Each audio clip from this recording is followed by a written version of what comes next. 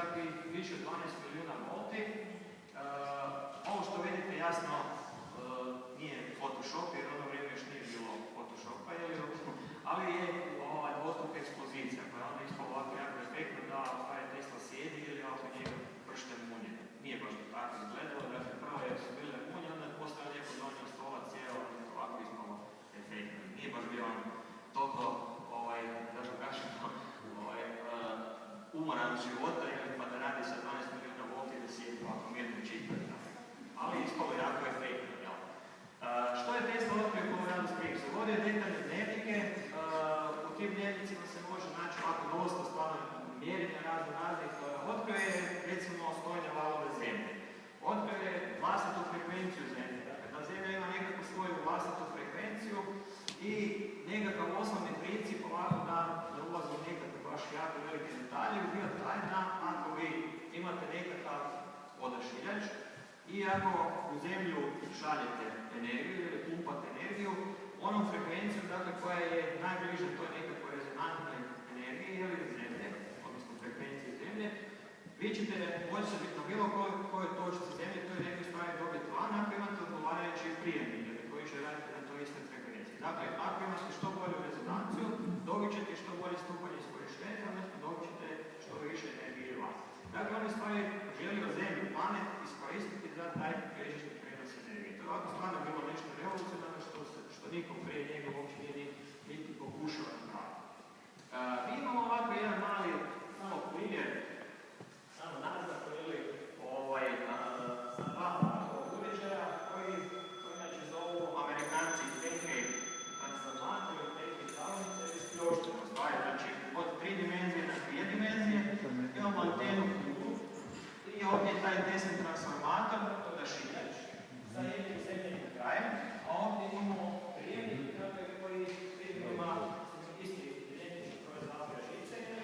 U krugu je ovdje žarulja koja će nam pokazati dakle, da li smo rezonancije, da li ćemo primiti nešto od te energije van i promjenjivi kondenzator koji će pogađati rezonantnu frekvenciju. Dakle, nešto vrlo jednostavno. Jasno, ovdje je mala udaljenost, mala su snage i veliki su gubici. To ćemo sad ovdje i pokazati.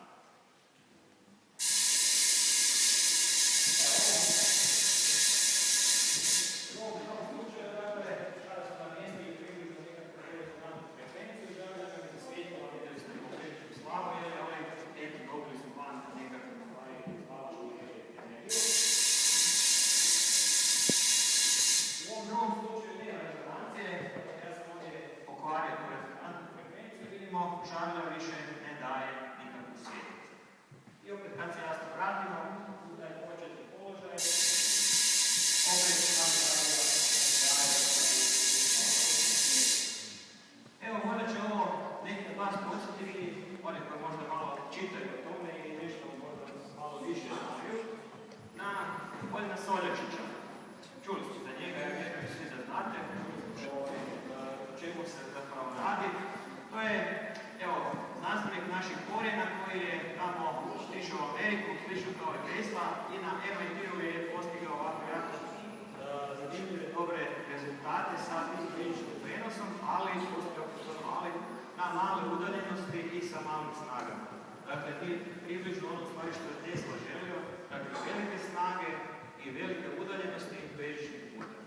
Dakle, danas smo došli do toga da vi možete, ne znam, staviti na nekakvo postolje na stolu, dakle, nekakav uređaj, mobitel, nešto slično, čak i motor ili nekakav manji ili nešto slično, i puniti ga sa tog postolja. Sa udaljenosti do nekih, recimo, 2 metra. Prva nekakva istraživanja od gospodina Soljačića su bila da je sa nekih udaljenosti 2 metra uspio upaliti žarulju 60 W sa stupnjem iskorištenja od nekih otprilike 40%. To je otprilike bilo ono što je bilo početno istraživanje. Danas je već to otišlo na nekih, recimo, stupanj iskorištenja do čak 80%, što je već jako, jako dobro, ali još uvijek je problem taj što je udaljenost sobne prostorije. Dakle, izvan sobe dalje vi u stvari više ne možete ništa napraviti sa tim bežičnim prenosom. Jasno, istražuje se. Dakle, eto, Tesla je bio nekakav, ono što bi rekli, ipak okirač, makar je prošlo i 100 godina, Zanimljivo je da niko nije još uvijek uspio napraviti repliku onoga što je Tesla napravio na Long Islandu. Dakle, Tesla je kada je završio svoje istraživanja u Colorado Springsa, otišao je nazad u New York, kupio je na Long Islandu zemljište i tamo je podigao laboratorij i jedan toranj koji je bio visok gotovo 60 metara i u tim svojim istraživanjima tamo možete vidjeti unutrašnjost tog laboratorija na Long Islandu, na ovoj slici. Tamo je u stvari krenuo s onim što je započeo u Colorado Springsu. Zanimljivost je bila najveća ono što je u stvari ispod tog tornja bilo. Dakle, tornja sam po sebi onako, zanimljiva konstrukcija, ali oni koji su bili tamo i koji su ovako nešto malo više razumili to, kažu da su ispod toga tornja bili cijeli tuneli. Dakle, dulje duboko, čak od zemlje do 20 metara su išli ti tuneli, koji su trebali napraviti dakle, da vodljivost tog tornja i ono što će ići dolje u zemlji bude što veća i da se što više energije, dakle, stvari provede kroz zemlju. To je dakle nekakva bila poanta onoga što je tamo Tesla želio napraviti. On je dobio JP Morgana na $150,000 za taj svoj projekat. Nažalost, to mu nije bilo dovoljno, nije nikada uspio završiti taj svoj projekat i to je propao.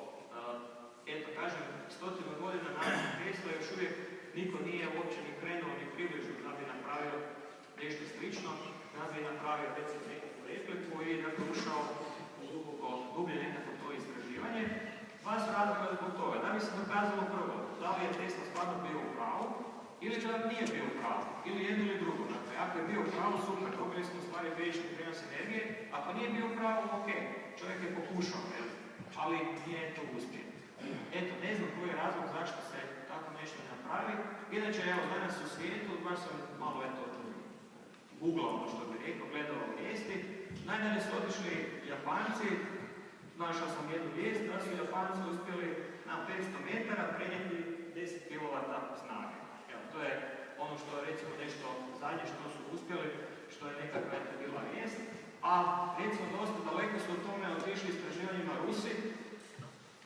Zašto Rusi? To i Tesla čak surađivao dok je bio živ sa Kanadom i sa Rusijom na tim projektima. Jasno vam je zašto. Tamo su 1000 km udaljenosti gdje nemate gotovo nikakvog ni nasilja, ničega treba voditi struje, pa su tako te države recimo ulagale nešto u ta istraživanja, a u Rusiji jedan par znanstvenika kraća su došli do toga da bi možda se približili s ovim novim materijalima i da se napravi nešto slično kao što je to Tesla na papir napravio na Long Islandu. Inače, originalna Teslina zamisao nije bila da se napravi toranj, dakle nešto ovako, nego da se napravi onaj kornet kao kornet od sladoledu, dakle da tu bude usko, a da prema gore se širi. No, međutim, jasno, gravitacija, vjetra i slično su onemogućili takvu konstrukciju, jer bi se srušili. Jednostavno, znači, konstrukcijski nije bilo moguće to izvesti. Tako da, eto, nažalost, je to taj njegov projekt Tesla odveo